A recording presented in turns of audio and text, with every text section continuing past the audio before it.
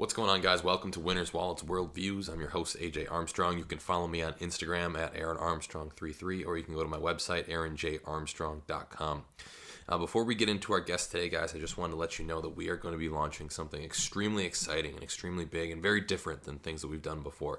So if you are an entrepreneur, if you are a business leader, if you are looking to advance in your career, if you are looking for something to help you go to the next level in whatever you're trying to do in your life, your business, your health, we have a huge opportunity that's going to be coming up. We're going to be launching a lot more details coming out this summer. However, if you guys want to find out more information about what this particular opportunity is, you got to do it on my email address. I can only get it off my email list. So if you go to aaronjarmstrong.com/email, you guys will have this exact thing sent straight to you via email, and we'll give you all sorts of early bird incentives to be a part of it. So please join us, come along with us. I'm really excited. I was just planning a lot of this stuff out today because we don't have all the details figured out. So we're going to roll this thing out through email. So please go to aaronjarmstrong.com/email, be a part of my list. It's not just about promotional stuff, though. We also send weekly newsletters. We give motivation, inspiration, all sorts of other things, as well as marketing tips and business strategies, hopefully that you guys can take away with you and apply in your life and your business, especially as you want to start building out your careers and whatever that may be. So guys, once again, aaronjarmstrong.com/email, get on the list. I'm really excited to connect with you guys through that. But that leads into our guest for today. So our guest for today, his name is Michael Unbehauen, and Michael is a world-leading defense strategist when it comes to air and missile defense. Now you guys might be thinking, what does that have to do with the show, AJ? What's going on? And well, it has a lot to do with the show. This is a huge issue that we're starting to see out there in the world, is what do we do with the way warfare is changing, and how do we start to incentivize our leaders? So it becomes a big leadership problem, as well as trying to get educated, intelligent, smart people out there to realize there's a billion-dollar missile industry, multi-billion-dollar industry out there that needs to be taken advantage of. So I'll read you the bio quick of Michael here, and I'll give you a little bit more insight into what he's doing and how this was such an awesome episode, because I learned so much of not only about him starting his own business, but also about the world and air and missile defense and that whole aspect of leadership from that level. Now, Michael is the founder, president, and CEO of Acamar Analysis and Consulting. He was born and raised in Germany, and he joined the U.S. Army as an infantryman in 2000 after he's commissioned from the Officer Candidate School. He was then commissioned again into Air Defense Artillery Officer as an Air Defense Artillery Officer in 2007. Now, he's got a plethora of experience all over the world, from Germany, Poland, Israel, Kuwait, Qatar, and he has been one of the leading experts, like I mentioned before, in air defense world.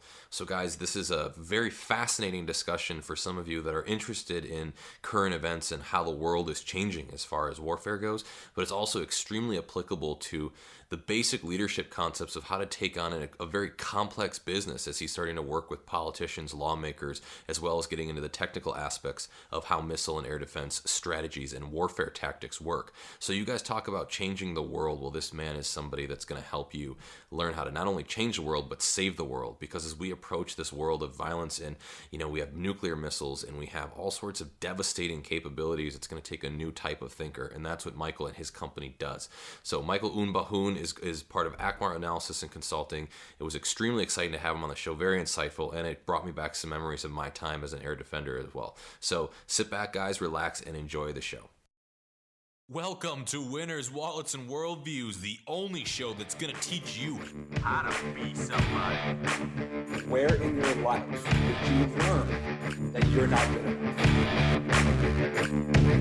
Take what you're most passionate about and what you're most fearful of. What is the plan to overcome that fear, and what is the plan to enact that passion? All right, ladies and gentlemen, welcome to Winners, Wallets, Worldviews. I'm your host, AJ Armstrong. You can follow me on Instagram at AaronArmstrong33. And we got Mike on the line here, and we're going to talk to you guys about some incredible stuff in the air defense industry and leadership. And we've just got so much that we're willing to cover. So welcome to the show, Mike. Oh, thank you. Thank you, AJ. Glad to be here. Yeah, man. So tell me, just a little bit about your background and you as kind of maybe going back to childhood and your evolution of your career and your expertise in the leadership realm and your kind of growth into the armed forces and that kind of thing. Okay, great. So my background is a little bit not very conventional, so to say. So I was born in Germany. My dad was German. My mother is from Guyana in South America. Um, Grew up in Germany, went to German school, everything just like a regular German kid. Always had family back in the States, as a matter of fact, all over the world, but a lot of family back in the States. Went back and forth a lot of times. And when I grew up in Germany too, Germany at that time was there were a lot of American soldiers in Germany, and my parents had a lot of friends that were in the military. So I was always exposed to the military. Always thought it was cool. I saw how they were living life, and it was something that I also wanted to do. And went to school in Germany, like I said. Then at some point, I came to the U.S. and I enlisted in the U.S. Army as an infantryman. Enlisted infantryman, and did that for a while. And after that, I got out for a short time and started my own business back in Germany, which was a security business. I was a bodyguard. How many years were you in the Army for? Oh, that was just a very short time. When I was enlisted, I was in the Army for 4 years at that Okay. time. Got out. I was stationed in Germany. Got out while I was in Germany, and I started the security business. And picked up back then, and it's a while ago. That was in 2006 when I got out, and a little bit before that. But I was out in 2006, and they had the World Cup, the Soccer World Cup in Germany back then. Sure. I got a lot of clients through that, so I did like security for parts of the royal family of Saudi Arabia. Made some good money with that. Also had a lot of challenges with that, but it was interesting to see the clients that I had. What kind of security is this? Can you just kind of like, I mean, is it, it's obviously not information security, but just kind of go into the business a little bit about security in general. So that was like I was a bodyguard. Yeah, Back cool. then. I have to say I did learn things that I actually apply to the business that we're doing now. So one of the things that I for myself kind of picked up in that business of security, you will see a lot of people that brag and tell you about all these things they've done and all the clients they had. That's not something really that people want to see. I mean, they want you to be discreet. They don't want you to share their information with other people. And that's something that I kind of learned for the business that I'm in right now with the air defense that we're going to talk about later. We are very discreet with what we're doing. And so we have clients, but I'm not going to put it on my website or tell people I've been working with this government or that government, because that's something that people want to have this confidential relationship with you. And so that's something depending on what business you do. But for our business, I think it works really well that we could offer this confident relationship that we have, that people trust us with that we don't share this stuff in order for us to brag and boast. Yeah, well, it adds like a total new level of professionalism. I mean, you probably work with some really cool people, and it would obviously be good marketing and advertising to share that around, but just being able to have that kind of trust with your clients, I think adds a new value to it. Exactly. So yeah, so I did that for a while, that whole security business thing. I have to say though, there were a lot of ups and downs with that in that business, and I got to the point where I actually started missing the military, and it led to me actually going back in the military, but as an officer. So I went to OCS, Officer Candidate School in Fort Benning, and became an air defense officer eventually. No way. So you were in the Army for 4 years. You came out in security. For how long were you in security, and then you jumped back into OCS? I was in security for maybe 2.5 years. Okay. And then you came back over the stateside and you decided you want to go OCS? Correct. And then I went to OCS. I wanted to become an air defense officer. Was one of my you have a dream sheet where you have different branches of things you can do. Air defense was on my top 3. Didn't really understand what it was. Had a little bit of misconception of what I was getting into. And back then that was in 2007, 2008. Yeah, 2007, I'm sorry. Still the height of Iraq and Afghanistan, all that stuff was really going on. And people were telling me back then, well, air defense, we don't need air defense because and none of these guys have any airplanes, so really don't think that you and your job are going to add any value to the Army. And people were making jokes that my job is going to be the head count in the Chow Hall in Iraq and stuff like that. And so I really didn't know what I was getting into. And as we all know now, this whole view has changed a lot. Oh yeah.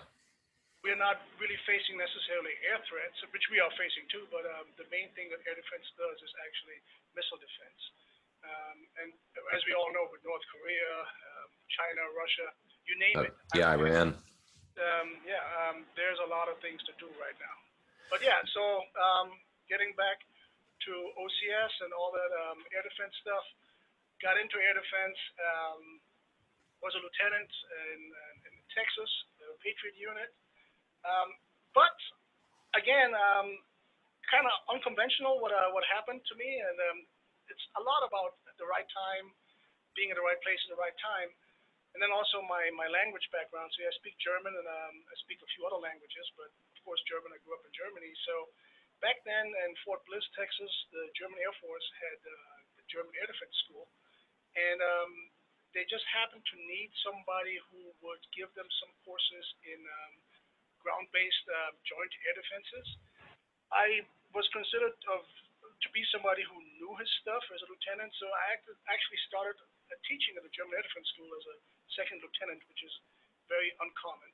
But made some good connections there with the German Air Force, and got my name out there, and kind of got my name out there for being somebody who is capable of working with foreign military, which helped me throughout my career, because that was like my thing throughout my whole air defense career.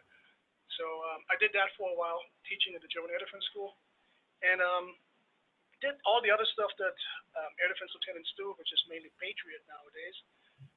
Deployed to Kuwait back then, and when I got back, I became a captain and went to Germany, and then in Germany I became the lead planner for the theater corporation for missile defense in Europe, because they figured, hey, this guy speaks all these languages. So as a captain, I was exposed to things that usually people at the lieutenant colonel level are probably exposed to, but that helped me a lot with just knowing these languages. That helped me a lot to get these jobs. So I got to go to all these different places in Europe and speak to the different defense ministries.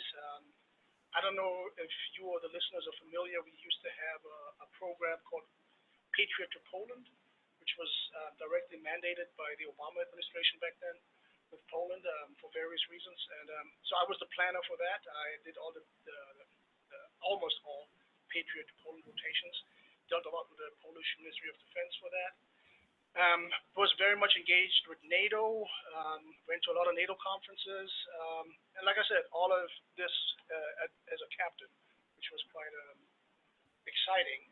And then, based upon that, we have, your listeners may know, we have a missile warning radar in Israel.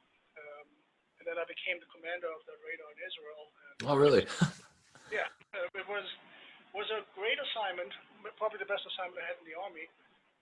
I was technically the highest ranking U.S. Army representative in Israel, with the exception of the people who worked at the embassy, but on the ground as a captain again. And I was exposed to dealing with colonels and generals of the Israeli Army and Air Force. And that was really eye-opening to actually see firsthand how they do stuff. And as we all know, when it comes to missile defense, Israel is at the forefront of missile defense. Oh, yeah. It gave me a lot of experience and insight. Yeah, it'd be just incredible to know the insight that you got from just that experience. I know in the world of air and missile defense, we always look to Israel as just this, like they've got it figured out kind of thing, especially given all the different air threats that they have. And you always see it on the news and we always hear about it. So being there is just a whole other level. Exactly. Yeah, that was a great experience. After that,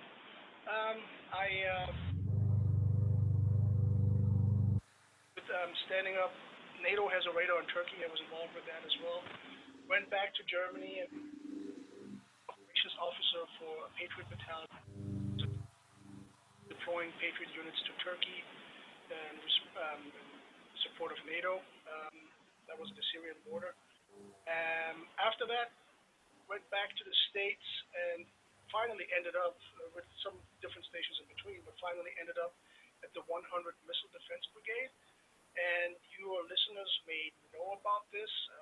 They were featured on CNN and different media. So the 100 Missile Defense Brigade operates a system called GMD, which stands for Ground-Based Mid-Course Defense. It's the only system that's capable of intercontinental ballistic missiles. So with this whole thing with North Korea coming up and the threat that we are facing potentially from North Korea, this is the system that could potentially shoot down a North Korean missile. And that's the only system in the world. So it's a quite important mission. It's the mission, the Homeland Defense mission. Oh yeah, yeah. I think just to bring the listeners up to speed too on a lot of this stuff. I mean, as far as the way warfare is going in general, I know we're going to talk about this a little bit, some more here, but the world is changing so quickly into air and missile defense as far as what is the future of warfare, right? And I think that one of the things that we're looking at is the big threats out there are some of these things. We have, surface to air missiles, we have air to surface missiles, we have, TBMs, we have all these different types of threats out there as our science in aerospace and missiles gets stronger and the way we can propel things into the atmosphere. We have private companies. Look at Red Bull that can just go into the atmosphere and they can do skydiving missions. We have SpaceX. We have a lot of these different private companies now that are advancing their technology to the point where we don't know what threats are out there. And a lot of these countries are getting to the point where they might be able to launch missiles all the way over to our coastline. And I think just to bring the listeners up to speed, this is not only one of the most important things to figure out. You're one of the leading people helping us figure this out. So yeah, keep going, man. This is awesome. No, AJ, you got it. I mean, that's exactly true. And one thing that everybody should be aware of, that every country could be hit, but I mean, nobody is safe in this world.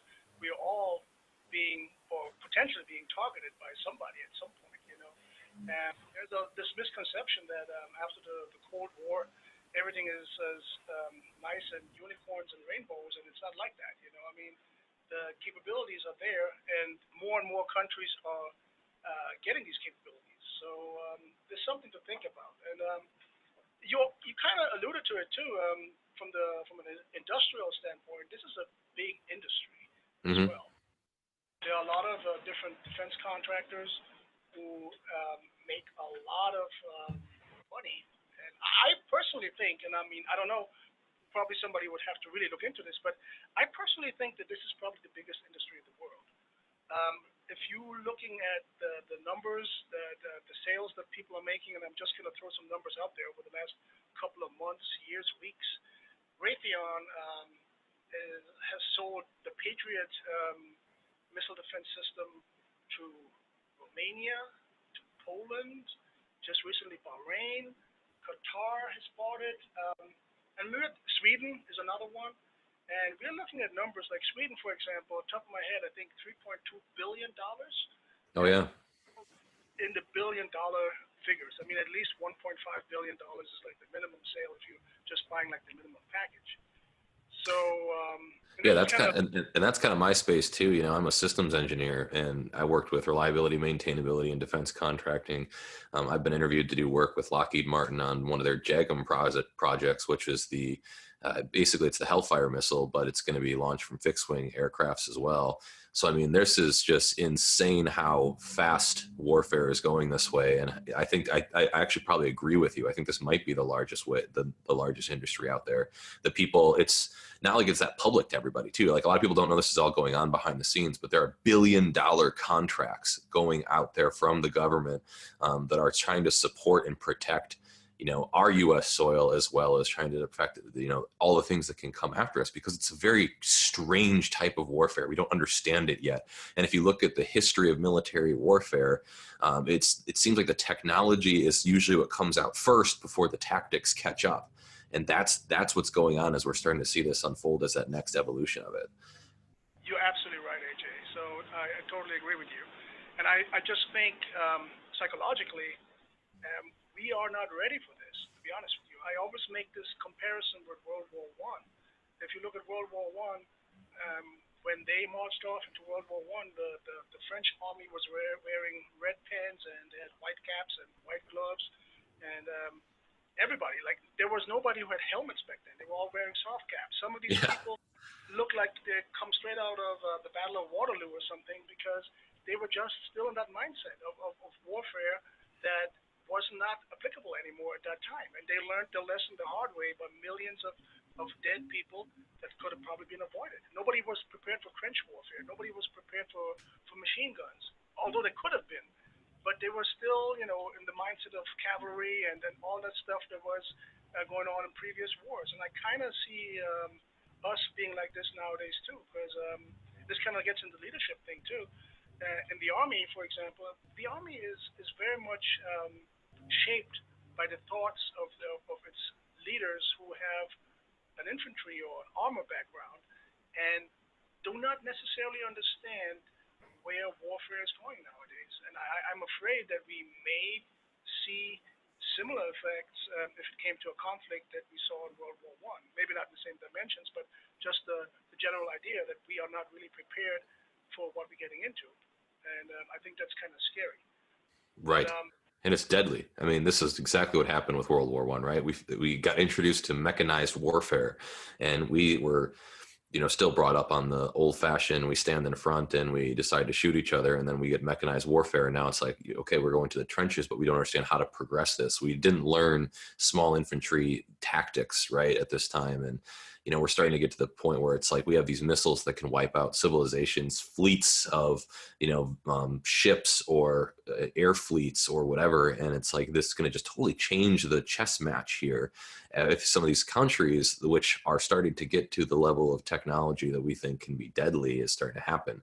So that's where this air and missile defense strategy comes in. And that's where, it drew my interest into it. So a lot of you guys don't know, but when I was an officer, I was air missile defense officer, Patriot officer, which is where I started to find the need. And it was just really interesting of how we could start to, stop these different threats. And it became such a technical skill that you need, like into the machines and equipment, but also such a strategic way of thinking because of how this impacts, defense policy in general and our foreign relationships with countries. I mean, it was just such a broad, science that there's so much to it that I don't think people are aware of. yeah, AJ, absolutely. So, and you brought up a couple of things that I want to talk about right now. So, first of all, you brought up a lot of different countries. It's not just countries we're looking at right now. We're also looking at a lot of non-state actors and proxies. And people don't realize a lot of these non-state actors are acquiring missile technology. And although we have a lot of irresponsible countries, you're taking it to a complete another level if you have a non-state actor in possession of missiles. And we see this in Yemen, for example, with the Houthis, who have very much missile capability. They're making their own missiles. They're extending ranges of missiles.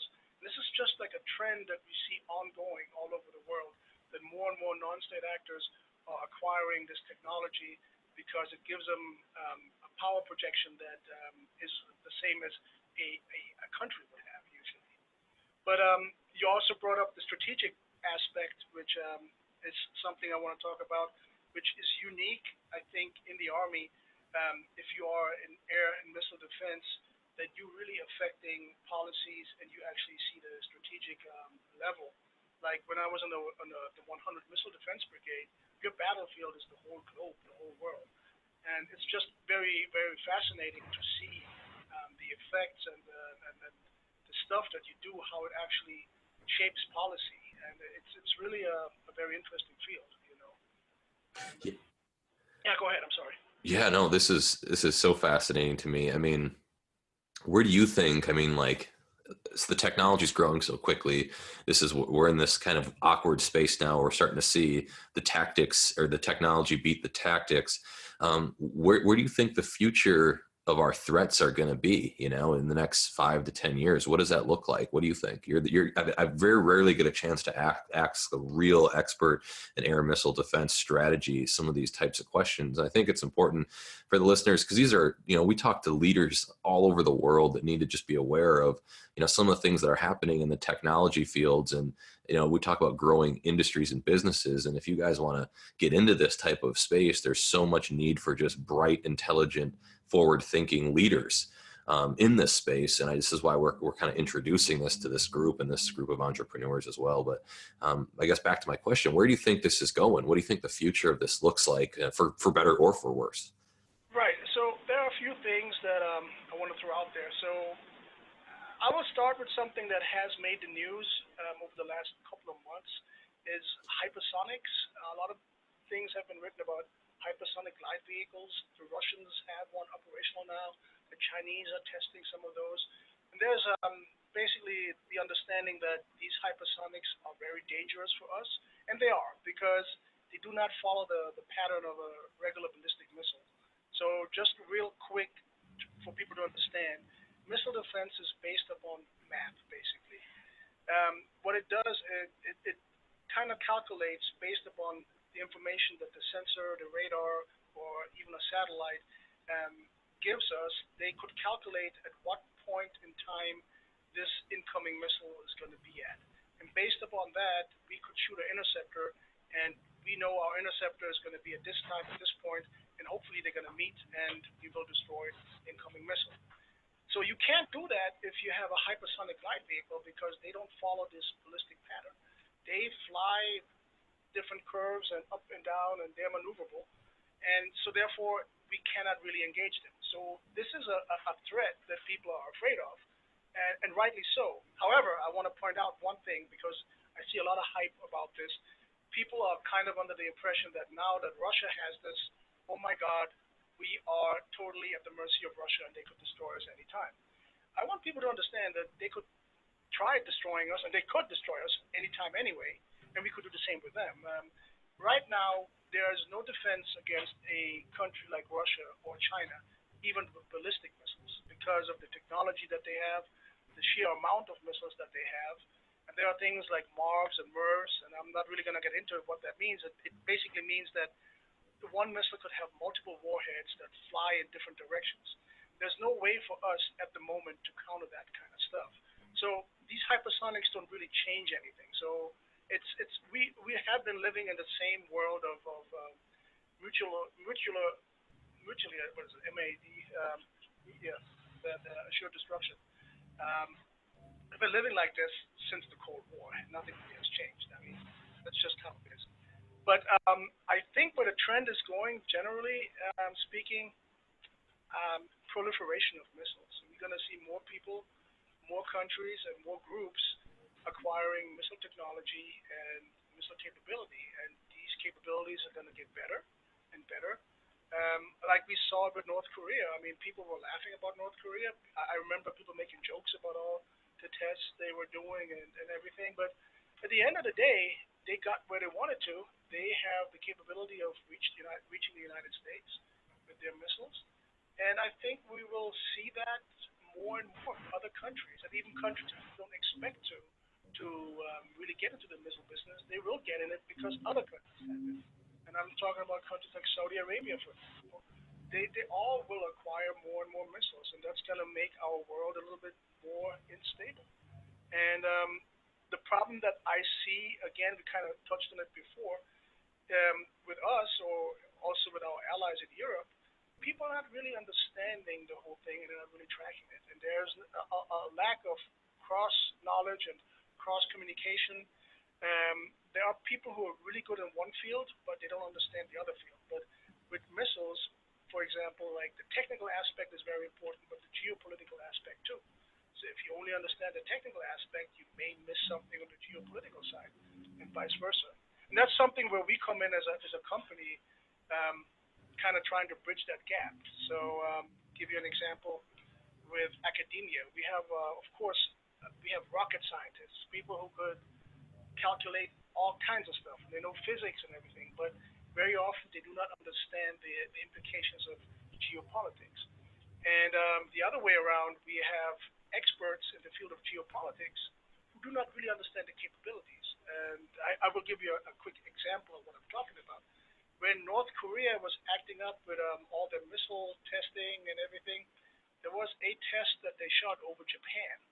And I remember reading of one of the really big experts on geopolitics made the assumption that since The North Koreans were able to shoot over Japan, and neither Japan engaged nor the U.S. engaged. That means that we really don't want to engage with North Korea.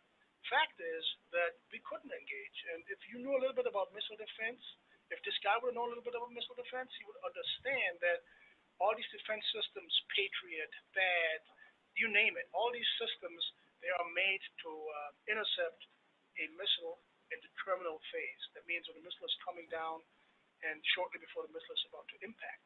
That's when these systems actually function and work. So if you have an overflight over Japan, there's nothing really they could have done. But that kind of knowledge was lost. And that's where we come in as a company. We try to offer seminars to people in the field of geopolitics. We have seminars for politicians and decision makers. We consult foreign governments too, but I mean, we have different groups that we're looking at, and it all comes down to one thing, that there's a lack of knowledge, which I think could be very dangerous, especially among decision makers. Yeah, I think this is why, this is a good conversation. People might not even think this is relevant to them, but everybody knows something. I think just building this level of awareness and making sure that we're getting this kind of information out to the right people is important. It's important for not only our national security, but we want, on our team, we want the best experts in this area, right? And we want to make sure that some of the most intelligent people are working in this space, and companies like yours allow you to kind of bridge that gap between smart people, but being the glue. Like let's make some sense of this. Where does this apply, right? So you've got your politicians making decisions, but then again, you've got the science that's just going at exponential rates of growth. And it's like, what do we do with this? And to avoid this World War I dilemma of technology that's beating our tactics in warfare. And you're solving a really interesting problem here, because you're trying to basically allow the strategy to evolve with the technology. And I think that's an ambitious challenge, but it's a very needed challenge. And this is why your company and your space is so valuable here. Yes, agreed. Thank you. But that is absolutely true. And then coming back to the leadership question, I have to say, and I kind of touched on it before with the Army, there are a lot of people in the Army who do not understand the threat, and they are so stuck in their ways of fighting wars the way they were taught 30, 20 years ago. And like you said, technology is changing so fast, but we don't keep up with it. The people who are making decisions nowadays, the general staff, are facing weapon systems that they never were confronted with before, and they have to make decisions of how to utilize these weapon systems that they really do not have any knowledge of. They have to completely depend on the knowledge of the people who are talking to the lower ranks, and that even some of those guys don't have any knowledge on them, because technology is evolving so fast, and I think that's a problem. And I think there are a few problems that we're seeing in our military nowadays with this whole thing. I think the whole concept of how we equip and how we evaluate our officer corps, for example, is a big problem in this fast-changing world. And if you compare what we are doing with, for example, the Russians or the Chinese, it's a little different. These people are in the Chinese military or the Russian military, they are raising experts in a specific area.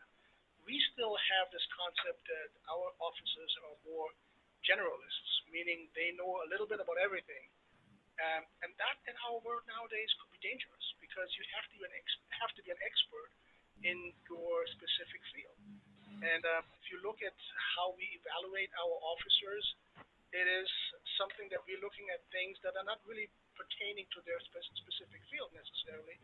And what I've seen over my time in the military, I've seen a lot of very talented leaders getting frustrated with that.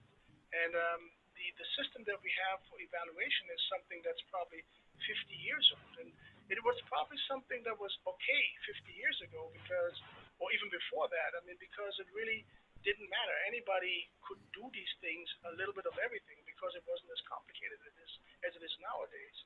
So you think the root cause of some of the, or at least I shouldn't say the root cause of the issue, but at least the solution may be embedded in the actual evaluation criteria of how we're developing leaders because technology is growing at such an exponential rate, there might be something with how we value the development of the leaders themselves in a way. Yes, absolutely. I think that's a big factor. I think there are different factors, but I think that's a very big factor right there. I think the Army has understood that, and I could only speak for the Army right now because that's my background. I think it also applies to the other services as well. But for the Army, I could say that they've tried to implement new things because they see there's something wrong. However, I don't think they really went as far as they should go, nor do I think bureaucracy lets them go as far as they should go. And there are a lot of times in the Army where they have lofty goals, but it's really hard for them to implement these changes because a lot of the people who are actually supposed to implement these changes don't necessarily understand how these changes or why these changes have to happen. That's the feeling I have. And I've seen so many great leaders getting out of the military, which really hurts me because there's so much talent that some people bring to the fight, but it's not really something that the Army values necessarily. Why do you think that is? Yeah, I think there are different reasons because, again, I mean, we're looking at a very broad kind of spectrum of what the Army is looking at. The Army doesn't, actually, I'm sorry, I will give you some specific examples. When I was in Germany, and of course I'm not going to say any names, and before I actually go into detail, also, I'm still in the reserves. I'm still an officer in the reserves, so whatever I'm saying is my own opinion. I have to say this disclaimer: I'm not speaking for the Army or for the Department of Defense. I'm speaking for myself. But I've seen when I was the operations officer at a battalion in Germany, a Patriot battalion, we had some really talented lieutenants and captains who really knew their stuff. And one guy in particular comes to my mind who, because of his dad was working for a car manufacturer and was in Europe for the longest time. So this guy spoke fluent Polish and Russian. And we had this program with Poland going on at the time. And he was a absolute expert on Patriot. He went to, and since you have a Patriot background, so you would understand, he went to Patriot Top Gun, and he had all these courses, which are really, really hard. And so he knew the system very well. He spoke the language, and he was a very good officer, very dedicated. And he got out. And at this point, nobody even asked him to stay. And I sat down with him and I asked him, hey, what would it make for you to stay? Because you have a lot of stuff to offer to the Army. He said, yes, I do, but the Army never actually utilized me in the capacity they could have. And you know what? I would have stayed if somebody would have just asked me to stay. But nobody did. And that's the problem. I think the Army has a hard time to identifying people's specific skills and utilizing them. They're looking at everybody as a number who's interchangeable and could be plugged into everything. And by doing that, we are losing a lot of capabilities. We could be so much more capable. I think that's not to cut you off. I totally agree. I think you just touched on something that was gold there though for a second. And that's that, and I think it runs into just not only the Army, but every organization when people fail to use each other's strengths. I think that's one of the things that's just going to totally backfire. And Maxwell talks about it. Play your strengths, play other people's strengths, put them in positions where they can excel because we generally like them and we're generally like the progress because of using them. And, we talk about that on this podcast with various different, backgrounds and adventures and entrepreneurship and stuff like that. But this is the same thing. It just all cycles back to, these issues with not putting the best piece of you or the best piece of your organization in the game. So keep going, man. Thank you. No, you're absolutely right. So I have to say, I saw the other side of it where people actually did that and were really successful. And the two of us talked about this earlier. We talked about Israel. When I was in Israel, I saw how they utilize their manpower or female power. They really know how to actually look for these talents and then use these people accordingly. And that's why they're so effective and capable, because they do that. And they don't put rank structure or anything in between. I had a guy that I was working with who was a equivalent of an E4, a specialist in the Israeli Air Force, and he was probably like the architect for most of the communications networks that we were dealing with. And this guy was generals would come and consult and ask for his advice, and they were humble enough to go to him and talk to him, and he would also, be listened to, because they understood his knowledge. And I just feel that we are doing a really bad job with this in our military. And like I said, I saw the other side with Israelis, how they're utilizing this. And that's, to be honest, also one of the reasons why I got out of the army. And I'm starting to do my own thing where I could actually utilize my strengths that I think what I have to offer, and actually do our company. Yeah, that's such a valuable look at just leadership in general, and I totally agree. And I hope that anybody that's listening to this too, that's in, whether they're still in the army or they are out of the army or they're trying to find out where they can be leaders in their life in general, listen to that piece of it, because I think that is a very common gripe with people, especially caught in an organization, is when they have any type of leader that isn't utilizing them and maxing out their capabilities.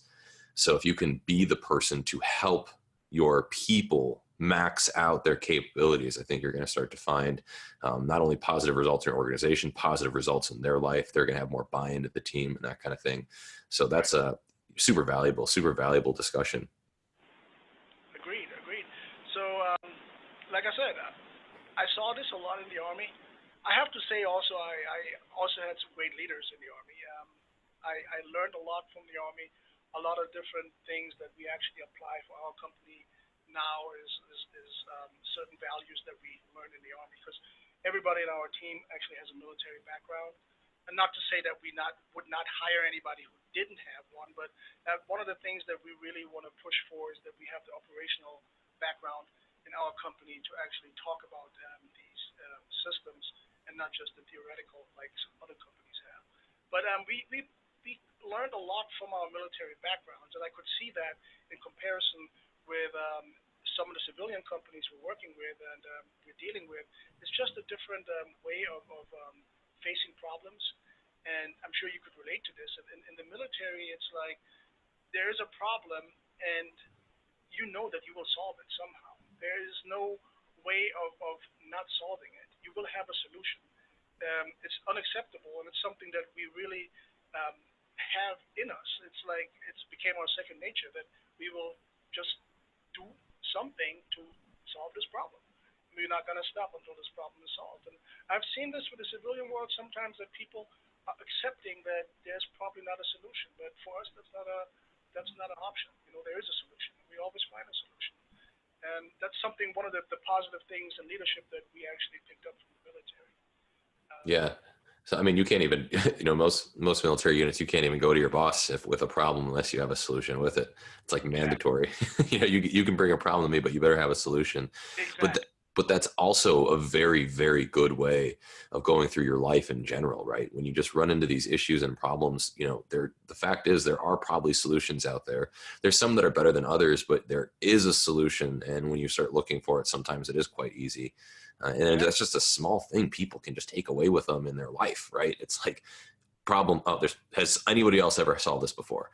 All sorts of different ways you can go through solving these different issues, but especially when you're looking at this from a company that's dealing with extremely complex things and the solutions that seem impossible, having a team of experts that are like, no, there's always an answer. There's always something we can do is kind of, relieving.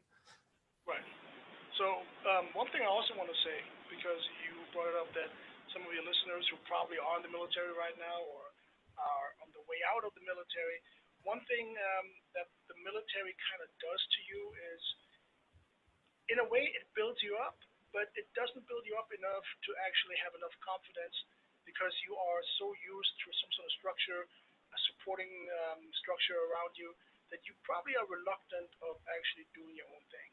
And I totally understand that, but it's you have to be confident. When we started our company, we had to jump, and we just jumped. And I always tell people that when you jump, nobody likes to jump because you don't have ground under your feet. You are in the air. But if you don't jump, and if you don't go through this phase where you don't have the ground under your feet, you will just stagnate. You're not going to get forward. You have to jump to actually move. So we jumped, and we created our business called Acamar, Acamar Analysis and Consulting, and we jumped, and it worked. I mean, I'm not going to say anything, names of any countries we're working with, because, like I said earlier, we are confidential about that. But it was surprising for us that it worked. We directly communicated with other governments and offered our solutions, and it worked. So there is this lack of confidence that I sometimes see, or people just don't understand how much they contribute, how much they know. For us, it was kind of hard to understand how special our knowledge is that we acquired in the military. And you notice yourself, I mean, the air and missile defense community is rather small. And within that small community, I mean, there are not a lot of people who really are really into geopolitics and that aspect. And so we are, we did our thing, and we just jumped and got ahead. That's just something I want to put out there. That's awesome. I think a lot of people need to hear that too, because just like you said, it's just about taking that leap of faith, making sure that, like, look, you guys know more than you think you know. You're more qualified than you think you are.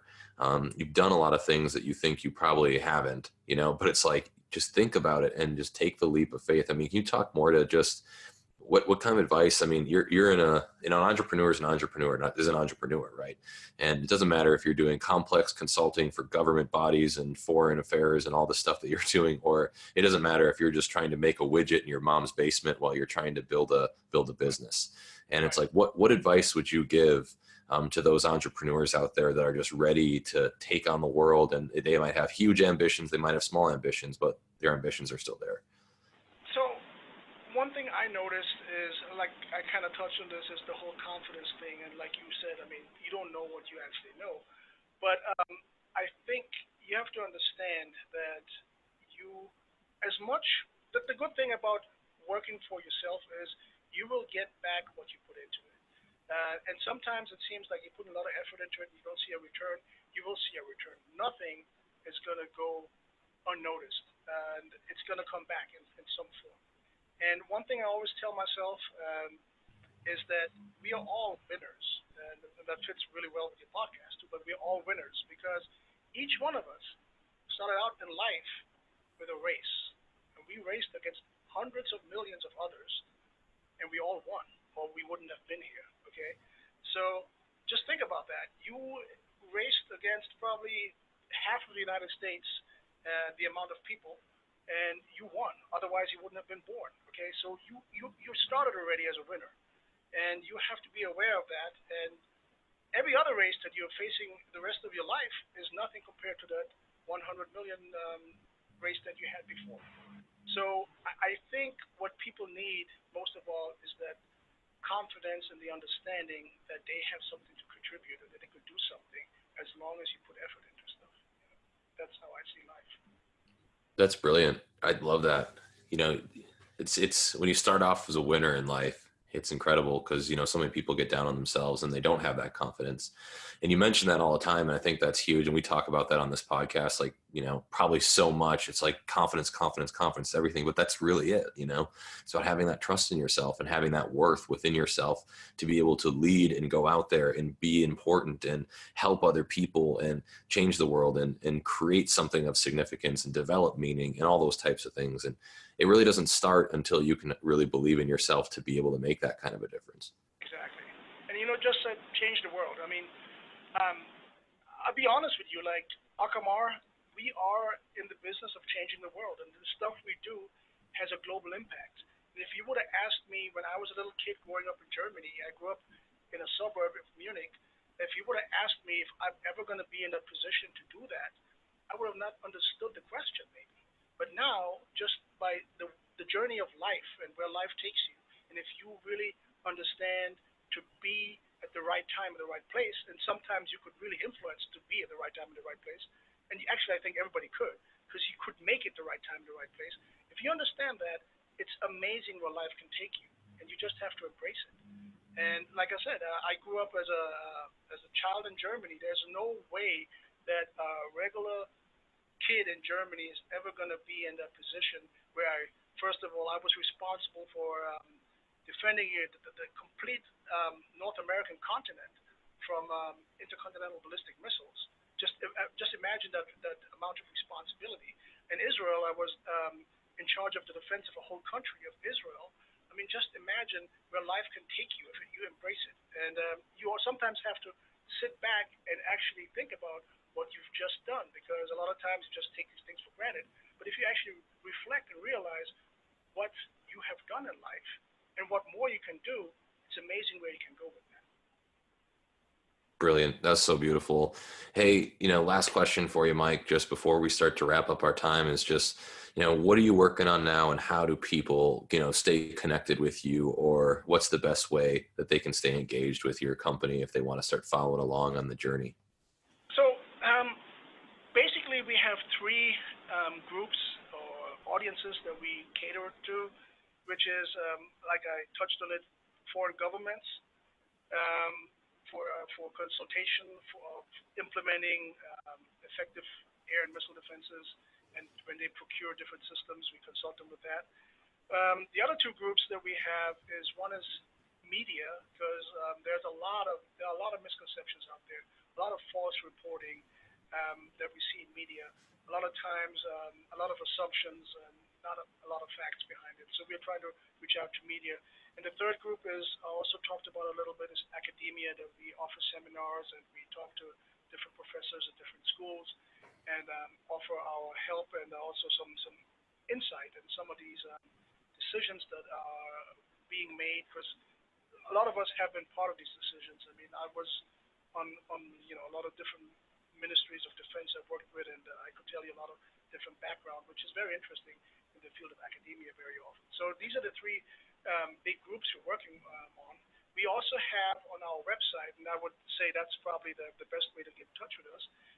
We are called Acamar Analysis and Consulting, and Acamar is Acamar, Acamar, and that's actually a star. And if you go to our website, it kind of explains where this name came from.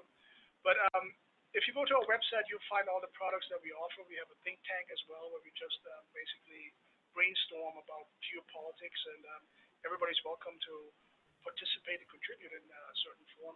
We sometimes, we just sit down and then have little discussions, and then we tape it and put it out there. Very open discussions about some of the issues that may be interesting to some of the people. So yes, if you want to follow up on the world of missile defense, please visit our website, and from there, hopefully, we'll take you to different directions and different angles of things that you're interested in. Yeah, I totally believe in what you guys are doing. I mean, we got connected through one of my classmates that I went to, air missile defense BOLIC with, and he told me about this opportunity, and I was really excited to jump into it with you guys and participate, in some of those think tank activities and more discussions like this, and how I can, provide any of my expertise into your organization so we can get this out there, because I think this is a big problem, that we're facing today. Is just like we talked about early on. It's like we are in a position now where technology is beating, our ability to make tactical decisions. And me as what I would define as a leadership expert in this field, I think it's important that we start to show this to our leaders and show this to people who are in defense or in the civilian sectors or entrepreneurs, so that we can start to bring more awareness and education to it. So, I gladly, wanted to jump into this group with you guys. And I think this is an awesome, opportunity for me. And I think it's going to be awesome for other people to follow along with this, because what you're doing is seriously important. And we all talk about wanting to change the world. Well, how about trying to salvage the world that we have today? Because we're in a position now where technology is able to destroy our world with the pressing of buttons. And we have very advanced understandings, and people like you that are experts in this space have the ability now to where we can put a stop to some of this and start to change our strategies, so we maybe can understand what we're dealing with here. And I think that's why this is so important and why I'm so excited to be a part of it. Great. Yeah, I really appreciate that you are a part of it, because you bring another perspective. And I mean, that's all that we need, is we have to have different perspectives. And that's, again, that's a leadership thing, to be open enough to see things from different perspectives, So I hope you guys, enjoyed this this little bit here, because this was, I get nerded out and I get really excited about this kind of stuff. And it's a very important subject to go into this, and we could go all the way into the tactics, or we can go to the strategy. And this was important to me to make sure that we all listen and talk about this, and we had Mike on the show. So if you guys enjoyed this, please, share this with somebody that's maybe in the armed forces, or share this to people that have been working in this space, some your engineering friends, some people that are maybe in the Air Force or any other branches that you think this could be relevant to, or news outlets. And I mean, this is the kind of stuff that I think we really need to start sharing and get people a better understanding of our industry and our warfare and where that's going. So please share, like, comment, rate, all those types of things, so more people can get a hold of this information. Once again, my name's Aaron Armstrong. This is a podcast, Winners, Wallets, and Worldviews. You can always follow me at Aaron Armstrong 33 on Instagram, Aaron J. Armstrong on Facebook, or you can go to my website, aaronjarmstrong.com, where this podcast will be available, and you guys can share it from there as well. So this will be on YouTube, Stitcher, Spotify, Google Play, iHeartRadio, all the different sources, so we can make sure that we're sharing and getting this news out to the people that need to hear it. So guys, thank you once again, Mike, and thanks a lot, everybody. Go be somebody.